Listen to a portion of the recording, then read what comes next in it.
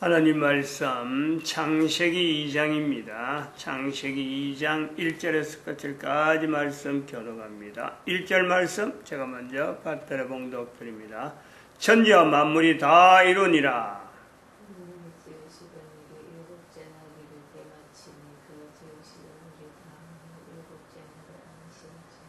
하나님이 일곱 자녀를 복주사 거룩하게 하셨으니 이는 하나님이 그 창조하시며 만드시던 모든 일을 마치시고 이날에 안식하셨음이더라. 너희가 하나님의 성전인 것과 하나님의 성령이 너희 안에 거하시는 것을 알지 못하느냐. 모든 정사와 권세와 능력과 주관하는 자와 이 세상과 오는 세상 일컫는 모든 이름 위에 뛰어나게 하시고 또 만물을 그 발 아래 복종하게 하시고 그를 만물 위에 교회의 머리로 주셨느니라. 교회는 그의 몸이니 만물 안에서 만물을 충만케 하시는 자의 충만이니라. 평강의 하나님이 친히 너희로 온전히 거룩하게 하시고 또 너희 온 영과 혼과 몸이 우리 주 예수 그리스도 오실 때에 흠없게 보존되기를 원하노라. 너희를 부르시는 이는 미쁘시니 그가 또한 이루시리라. 2012년을 지났습니다. 2012년을 공칙년도랍니다. 공칙년도 2012년 인류 종말의 시대. 왜 인류 종말의 시대라 하느냐? 역사 자체, 인류 세계사죠. 인류사. 세계사라 하는 단순한, 이 세계사는 단순한 거고, 인류사라 볼 수 있습니다. 세계사는 기록 이전, 이거는 제외되는 게 세계사고, 인류사는 기록 이전까지 우리가 추정해서, 우리가 그 전체를, 종말 시대다. 2012년 그렇게 보는 거죠. 그렇게 보는 또 한편으로는, 오늘 우리가 읽은 창세기 2장, 우리가 인류 전체가 이 속에서요, 전 인류가 여기에 집중을 해야 돼요, 집중. 이게 옛날 이야기가 아니죠. 과거에 이런 사람이 살았다는 것이 아닙니다. 오늘 바로 내입니다, 오늘 바로 나. 2012년 이후부터는 이 자세가 필요한 거죠. 그래서, 1022 그룹이 또 창세기 2장에서 끝이 날 것 같다. 이야기로 치면요, 3장부터 이야기가 어마어마한 이야기들, 이야기로는 어마어마합니다. 참, 전달하려야 되는 어떤 이야기라 그러면은 어마어마합니다. 그러나 2010년 인류 종말의 시대라 할 때 또 여기서 발표하는 또 여러 가지 섭리, 새벽에 이렇게 하는데 창세기 2장에서 더 나아가지 못하도록 딱 묶여버렸어요. 묶인 내용이 또한 이 국가에서 정체성이라는 걸 통해서도 묶였는데 사실 뭐 3장, 5장 이래 쭉 나가려고 했고 가면 갈수록 창세기에서 더 이게 원래 모세 오경이거든. 1022 그룹은 그 창세기, 출애굽기, 레위기, 민수기, 신명기까지 다 해야 되는 것이 이 1022 그룹에서 해야 되는데 창세기 1장에서 많은 것을 하려고 창세기 2장 들어왔고 쭉 가다가 적어도 그 노아까지는 가야지 했는데 2장에서 국가에서 정체성으로 딱 들어와갖고는 이제 뭐 도무지 안 되겠다 하고 지금 1, 2장에서 끝을 낸단 말이죠. 1022이. 그건 또 다른 말로 하면은 나머지는 시각을 모든 사람의 시각, 인류 전체의 시각을 여기다 모으는 창세기 2장에도 모으려고 하는 시도만 있으면요. 사실은 성경 해석은 어쩌면 굉장히 쉬운 어려운 게 아니고 누구든지 성경은요, 이렇게 봐야 되는구나 하고 그 안목이 나타나는 거예요. 일부러 뭐 신학교 가고 그럴 필요가 없어요. 그 신학 가서 뭐 조금 뭐 성경의 내용을 조금 뭐 알려주는 것 같고, 뭐 큰 깨달음이고, 그 공부하니까 너무 좋다. 이런 거는요, 어쩌면 망발입니다, 망발. 그런 말 쓰면 안 돼요.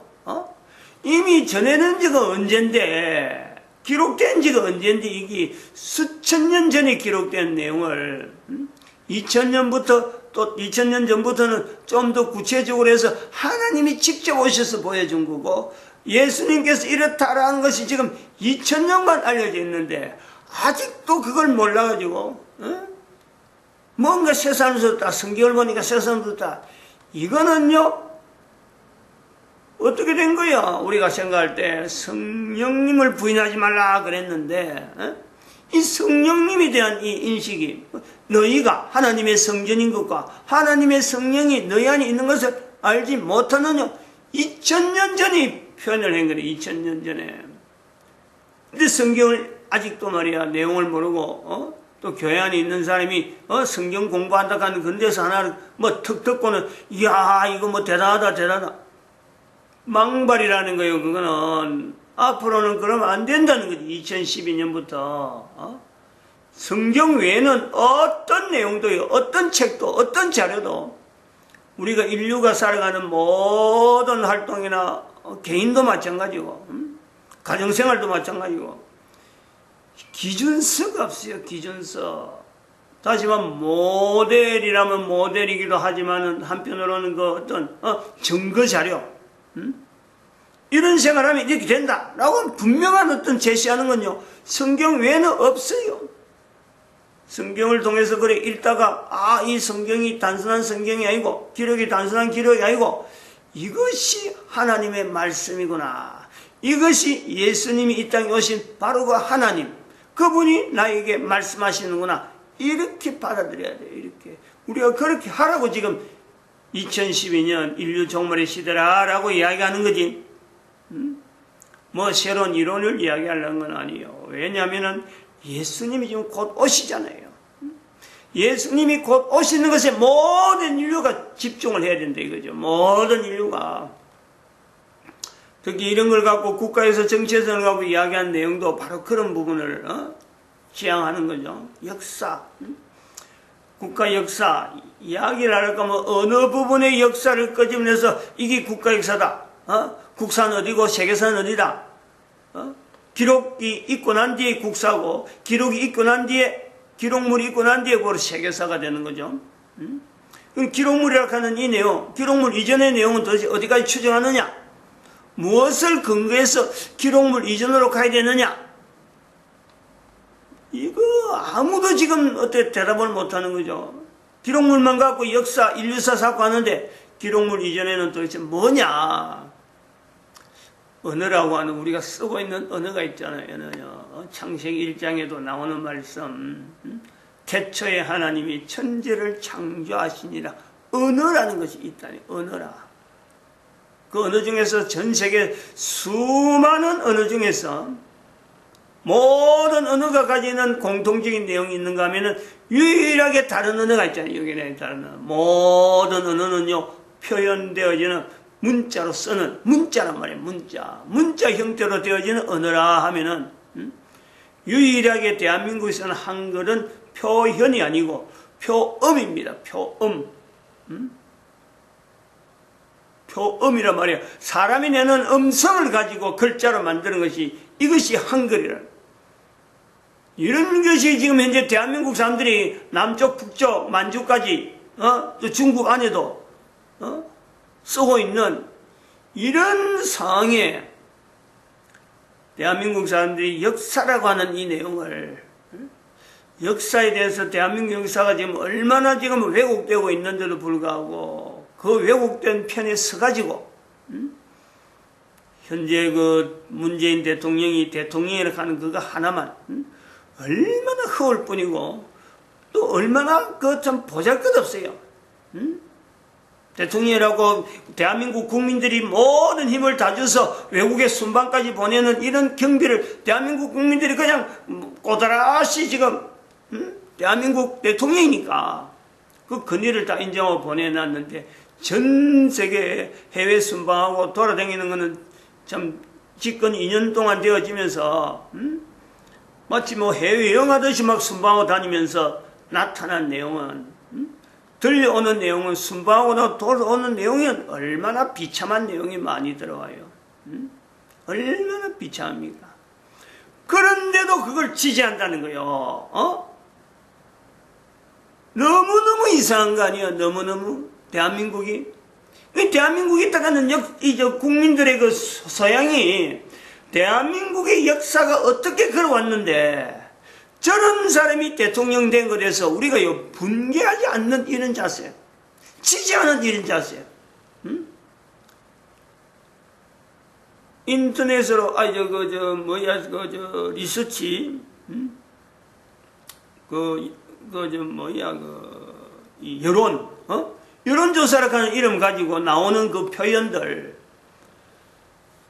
거의 30% 40% 나와야 될 이유가 없는데, 그런 이유가 아무리 리서치가 제작되고 한다 하더라도요, 그 대답하는 사람이 현재 문재인 대통령이 하는 일 자체가 우리 안에서 한다 하면 숨기고 뭔가 있다지만 세계에 돌아다니면서 나타나는 이 흔적 자체가 이게 너무나 지금 확실하는데, 아니 여론에서 30% 40% 아무리 여론을 바꿔야 요 대한민국 역사에 대한 어떤 위치가 내가 분명히 인식한다면 남자든 여자든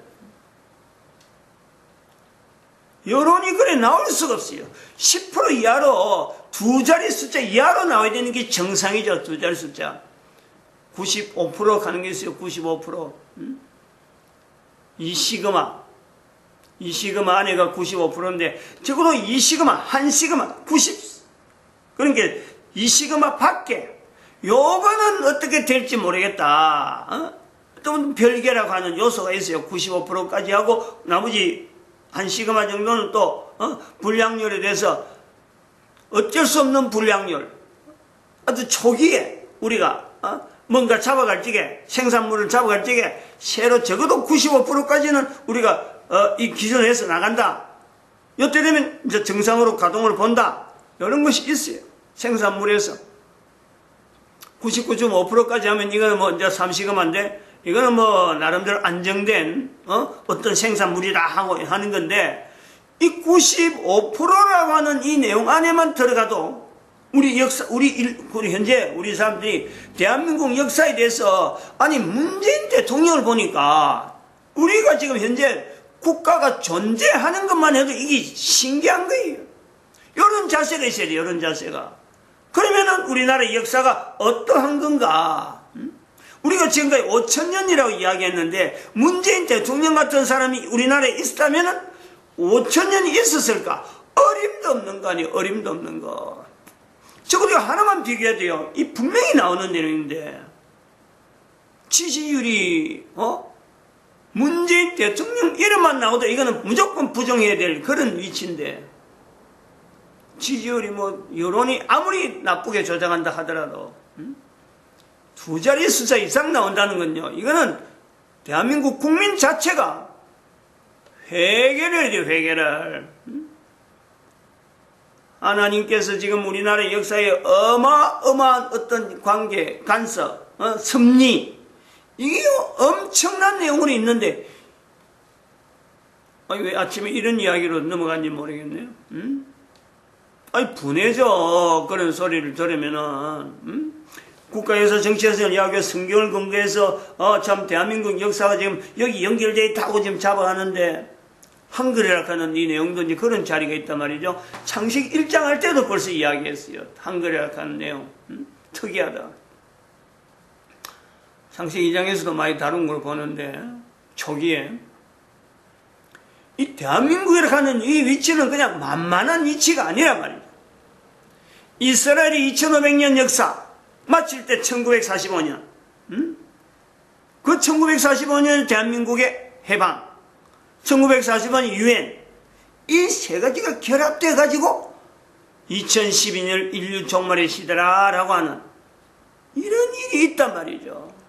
그리고 또한 지금까지 인류 역사 속에서 남아있던 노아, 나사로 모델로서 사람으로 석가, 마음의 떡, 그리고 또 2012 박근혜 5 모델을 선포한 거예요. 2012라고 하는 이 숫자를 박근혜로 한 숫자에 연결한 거는 2012에 박근혜가 대통령 당선됐다고 하는 그 표시도 있지만, 또 한편으로는 박근혜란 이름 자체가 대한민국 이름이니까 이제 시작하기 때문에 살아있는 사람 박근혜라고 해놔면 또 다른 박근혜가 나오니까, 그래서 2012 박근혜라고 하는 거예요. 나중 되면 이것이 전 세계 인류 가운데 인식되면은 그러면 2012 째도 되는 거예요.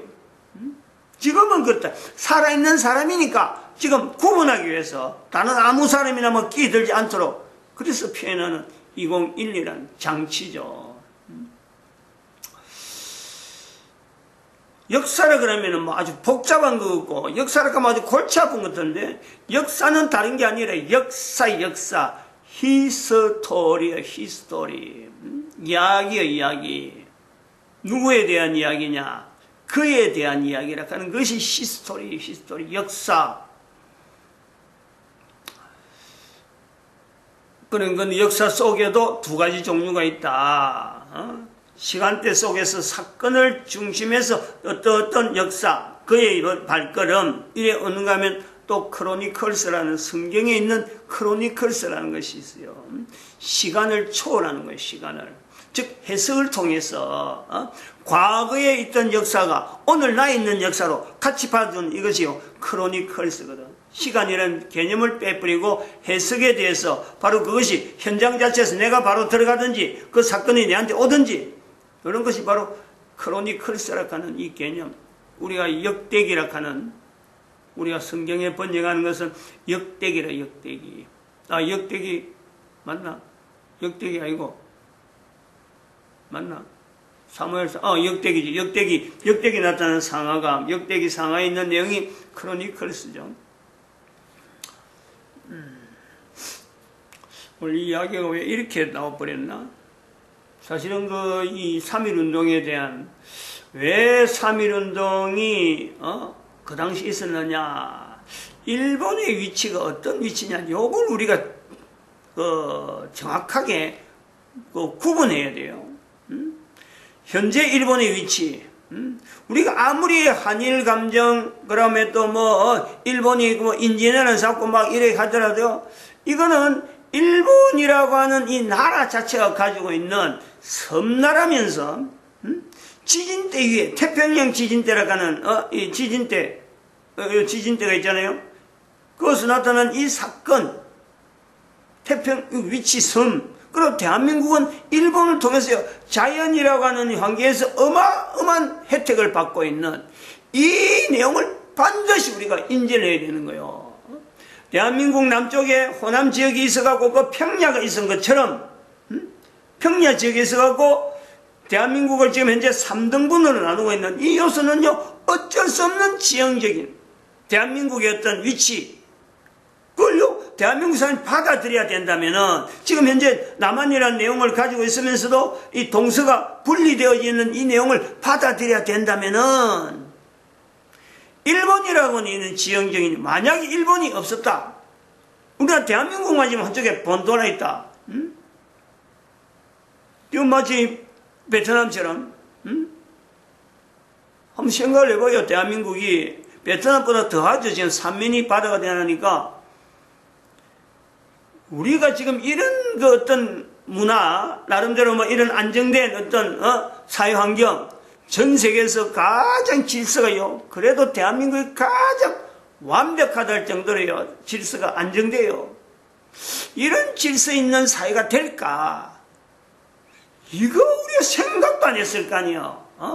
문재인을 지지한 사람, 이거 한 번도 생각하는 거죠. 문재인 지지한 사람뿐만 아니라, 정치하는 사람조차도 적어도 이 개념을 가지고 정치를 하나, 5,000년 역사 쌓고 하지만은, 이 지형적으로 앉아있는 이 위치. 근데 이걸요, 오래 전부터 벌써 우리의 성경에서는 이런 표현한 내용이 오래 전에 있어요. 계시록 22장인가, 계시록, 항상 이건 내가, 그한데 10장인지 몇 장에, 천사가, 한 발은, 오른발, 오른발은 물에, 바다에, 왼발은 오른발, 왼발까지 다 이야기하는 거예요. 오른발은 바다에, 왼발은 땅에, 딛고 서서 북쪽으로 바라봤다. 계시록이 있어요, 인을 띌 때, 그런 게 나온단 말이에요. 인을 띠는 천사가, 그거 할 때 벌써 그거는 102 올 겁니다. 1025 그룹에서 이거는 이야기 다 한 거예요. 1027인가? 1027이네, 1027. 다 해놨어요, 이거는. 그때도 대한민국을 이야기했단 말이에요, 언급을. 아주 특이한 나라입니다. 어쨌든 이 대한민국은요, 특이한 나라예요. 그런데 지금 이 문재인 대통령이 끊임없이 끝까지, 이 반일이라 하는 이 내용이에요. 철두철미하게 지금 고리를 딱 걸어놨어요. 근데 얼마나 이게 아이러니하냐. 얼마나 아이러니하냐. 제가 그 문재인의 운명이라는 책을 읽고는요, 아주 소스러치는 거예요. 왜 문재인이가 반일에 대해서 이렇게 집착할까? 동학난 자체도 역사적으로 뭐 문재인 오기 전부터, 문재인이가 되기 전부터 사실은 이 동학에 대해서 이걸 동학 농민운동 이렇게 하고 이걸 잘못해갖고 일본하고 반일 감정 사상을 바로 그것부터 시작이 되어지는 걸 보는데, 만들어 놨는데, 문재인이가 반일이라 하는 건요, 이건 좀 특이한 거예요. 문재인이 운명에 보면은 그 아버지가 흥남에서 일제시대 때 일제의 앞잡이를 할 수 있는 어떤 기관장, 그 지역에, 일본 시대 때 일제에 완전히 일본 추종하던, 그래갖고 대한민국 사람들, 한국 사람들을 징용 보내는 일이라든지 강제징용 보내는 일이라든지 수탈하는 일이라든지 바로 그런 수탈 부분에, 농사 짓는 것에 수탈 부분에 그 책임 있는 지역이 아주 유지. 이게 고생을 안 했다 그랬단 말이에요. 고생을 했다. 그런 사람이 해방되고 난 뒤에 북한이 공산당으로 넘어가는데 또 거기에 대해서요, 그때 또 건세를 잡는 거예요. 이건 뭐예요? 완전 이거는 간첩 교육 받는 거예요, 그게. 5년 동안, 5년이죠, 5년, 6.25 나오기 전에, 5년이잖아요. 간첩 열심히 받아갖고는 흥남부도 철수할 때 남한에서 그제도 와가지고는 다시 부산 왔다가 부산 산림사 나가고는 광주 지역에 넘어가서 활동하는 고정간첩, 즉 운명, 마루타 생활을 했다. 요거 감추려는 거지, 요거. 일제 때 자기 아버지가 일본인 나라 앞에서 한국 사람들을 수탈했던 그 흔적을 철저하게 감추는 거예요. 그 운명이라는 책에 보면 그 앞부분에 그 말이죠, 나오는 거예요. 너무너무 이상하다는 것을 우리가 볼 수 있죠. 근데 그 일본이라는 내용이, 일본이라는 이 자체가, 우리가 이 지형지정학적인 이 내용 때문에 일본은 끊임없이 일본이 그 가지고 있는 그 지형적인, 특별히 그 임진왜란이라든지 이런 거는 임진왜란하고 사실 동학난 되어질 때 청일전쟁이 나는 것까지만 해도 일본은요 크게 어떤 우리에게 어떻게 공격을 한다든지 우리에게 대해서 일제 탄압이라 하는 이런 것까지는요 사실은 생각 안 하고 호남 지역에 있는 쌀 나오는 그 곡식 그거만 탐하는 그런 어떤 위치에 있었다 볼 수 있는 거죠. 임진왜란도 청나라까지 가보려고 하는, 그래서 청나라하고 협의하려고 하는 대등한 위치에 있으려고 하는 그런 거는 좀 보였지만은 궁극적으로 일본이 대한민국에서 나름대로 바라는 거는, 관계를 맺으려는 거는 호남 지역에서 나는 그 쌀을 자기 나라가 좀 더 여유있게 수급받으려고 하는 그 어떤 관계, 통상적인 내용에 한정을 하는 거죠. 그러다가 대한민국에 있는 대원군하고 명성황후하고 그 어떤 갈등 때문에 대한민국 황제가 고종이 러시아 공간에 들어가는 바람에 이때부터는 완전히 뚜껑 열리는 거예요. 대한민국뿐만 아니라 일본뿐만 아니라 미국이나 영국이나 바라볼 때 대한민국 고종 황제가 러시아 공사로 들어갔다 하는 이 사건이요, 어마어마한 사건이 파장이 납니다. 그래서 러일 전쟁이 났는데, 러일 전쟁 후에 그게 대한민국에서 1910년은 지나서 1911년이죠. 대한민국 한일합방이 있었는 1910년 다음인가 해갖고 일본이요, 어마어마한 지진이 납니다. 관동 대지진. 관동 대지진이 나는 거예요. 일본이 여기서 완전히 낙담하는 거죠. 도무지 일본은 이 국가 영토로 더 이상 안 된다. 결국은 그래가고 나오는 것이 이제는 태평양 전쟁까지 나오는, 일본으로서는 참, 나름대로 최대한 자기들이 살려고 하는 발버둥. 이 개념이 있어요. 이걸 우리가, 대한민국 사람 이걸 몰라준다면은, 일본 때문에 많은 혜택을 받는 지형에 있는 대한민국 사람이 이 일본의, 아주 교환적인 그 상황 자체가 일본 열도는 지옥의 상황이, 방불한, 우리는 편안하게 지낸 때라도 일본은 늘 지진은 지진, 태풍이면 태풍, 여러 가지 어떤 자연재해에 대해서요, 수많은 국민들 전체가 불안을 느끼는 그 상황이 있다니. 섬나라, 우리는 하나의 반도 하나 있지만 일본은 섬나라로 연결되었고 분열되어 있는 그 분열이 어떻게 해서 일본으로 하나로 통일되느냐. 그 나라의 섬에서는 도무지 못 산다. 어떡하냐, 내륙으로 가야 된다 하는 이 열망, 이것이 일본 전체를 하나에 담고 있는 열망이란 말이에요. 그걸 대한민국이 몰라주고 있는 거예요. 그걸 또 일부러 알아달라고 하는 건 아니지만은. 근데 대한민국은 또 만주라고 하는 이 내용이 창세기에서 연결되었고, 대한민국 전체가 우리 국토로 옮겨야 되는, 이런 또 대한민국에는 역사적인 그 위치에서 보면은 지금 현재 서울로 해갖고 갈라지는 이 내용은요, 사실은 한계점이 온단 말이에요. 그래서 우리가 동북아, 공존한 해가지고 일본, 남한, 북한, 만주, 몽골 5국가, 5국가를 해서 중국을 보호하는 그런 경제정책, 그런 벨트, 그것이 공존안에서 오래전에 발표해난 그런 내용까지요 포함된다 이렇게 보고 있습니다. 오늘 이야기의 방향이 딴 데로 많이 흘렀습니다. 마칩니다. 기도드립니다.